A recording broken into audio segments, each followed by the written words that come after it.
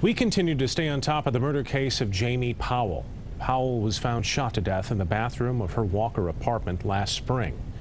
Police have made an arrest. This man, 25-year-old Carl Cotton Jr. of Benton Harbor, is now charged with Powell's murder.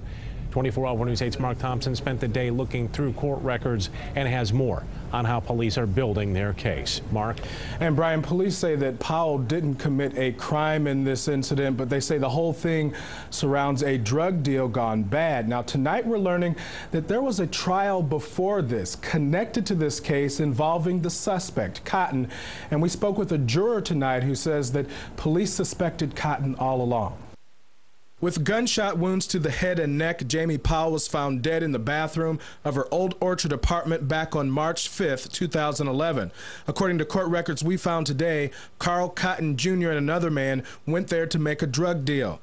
Police say the other man knew Powell because his brother had lived with her for a time. While his partner went inside, Cotton waited in the hallway, but something went wrong and the other man fled the scene. According to records, before leaving, he tried warning Powell to keep her doors locked because he knew Cotton was waiting outside with a gun. He also tried calling her a short time later, but she didn't answer.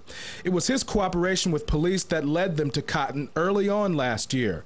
Cotton was already on parole and living with his sister in Benton Harbor when he was picked up and brought to Grand Rapids for questioning on June 30th.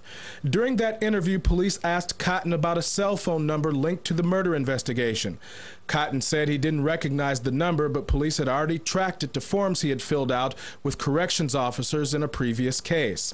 His lie under oath led to a perjury charge. We spoke with one of the jurors who said prosecutors had strong evidence against Cotton. I mean, they had his this cell phone pinged on the towers all around Jamie's apartment. They had him on surveillance video at a gas station a couple exits away. They had his fingerprints supposedly in the apartment. And they knew this was part of a much bigger case, as the Powell family attended court nearly every day. Well, obviously it was very emotional for them, and they all broke down when the jury gave the verdict. And Cotton was found guilty in that perjury trial. He has yet to be sentenced. His preliminary hearing in the murder case is scheduled for May 25th. We're live in studio control tonight. Mark Thompson, 24-hour News 8.